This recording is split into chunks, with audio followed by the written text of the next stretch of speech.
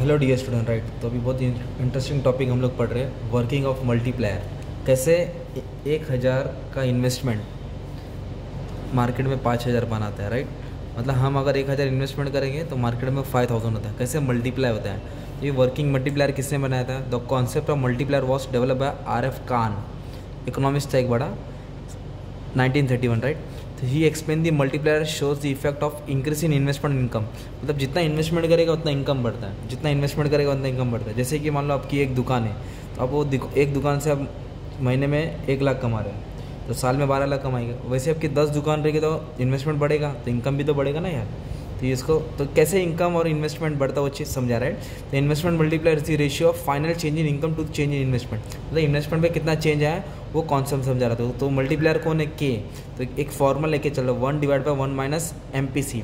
MPC refers to marginal propensity to consume, मतलब consumption into investment into delta, मतलब change in investment. तो इसका formula, right, 1 divide by 1 minus MPC change in investment. तो हमारे वाले question में मैं एक टेबल अभी सॉल्व कर रहा हूँ जिसमें तुमको मल्टीप्लायर का इफेक्ट बता रहा हूँ, राइट। तो ये वाले क्वेश्चन में लेट्स एज्यूम दैट MPC से 80%। 80% मतलब हम क्या कर रहे हैं? कंजम्पशन कर रहे हैं। 80% का मतलब होता है 0.8, ओके। तो हमारा कंजम्पशन रेट कितना? 80% है। तो फिर सेविंग कितना रहेगा? तो लेट्स स्टार्ट। मान लो आपके पास 1,000 रुपये, राइट। तो आप 1,000 रुपये मार्केट में लेके गए, ओके। आप वो 1,000 रुपये मार्केट में लेके गए और उसमें से आपने क्या किया? 80% कंजम्पशन कर लिया, 80% खर्चा कर दिया। तो 1,000 का 80% कितना हो जाएगा? 800 हो जाएगा। तो 800 क्या हो गया? मार्केट में चले गया ना, खर्चा हो गया ना। तो अब अपने घर पे कितना बचा है? 200 बचा है, सिंपल। तो ये कंजम्पशन एज्यूम किया, ओके। तो 1,000 जो इनकम है वो उसका 80% कंजम्पशन हो गया, तो रिमेनिंग सेविंग हो जाएगा, राइट। ये सेविंग आप अपने घर पे लेके जाएंगे, ठीक है। सेविंग किधर लेके गया? घर पे गया। और ये किधर क्या? पैसा मार्केट में गया। किधर गया? पैसा मार्केट में गया। अब ये 800 किसी और के पास गया पैसा, ओके। तो वो क्या किया? एज्यूम यही करे कि सब लोग 80% खर्चा करें, ठीक है। तो 800 का उसने 80% क्या किया? कंज्यूम किया। तो 800 का 80% कितना आ जाएगा? 640। फिर उसके पास पैसा कितना बचा? 160। मतलब ये जिसके पास 800 था, मतलब ये ए है, ये बी के पास गया, राइट। तो बी ने क्या किया? मान लो 640 खर्चा किया, 160 घर पे लेके गया। अब जिसके पास गया वो 640 किसको मिला? सी को मिला। तो उसने क्या किया? उसका 80% खर्चा किया, तो 512 खर्चा किया, राइट। उसका 80%, तो रिमेनिंग बैलेंस कितना हो जाएगा? 128 हो जाएगा। तो ये ऐसे प्रोसेस है ना, कब तक चलते रहेगा? जब तक अमाउंट छोटा नहीं हो जाता, राइट। स्मॉलेस्ट अमाउंट नहीं हो जाता, जब तक ये प्रोसेस चलता रहेगा, मल्टीप्लाई होते रहेगा, चलते रहेगा।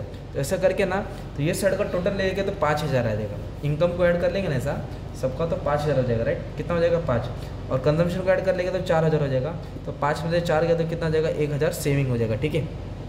तो अभी हम लोग फॉर्मूला में भी डाल के सॉल्व करते हैं। चेंज इन इनकम, ये 1 है, 1 माइनस MPC। कितना कंजम्पशन रेट है? 80%। 80% मतलब 0.8। और इन्वेस्टमेंट कितना था? हमने ओरिजिनल इन्वेस्टमेंट 1,000 लिया था, राइट।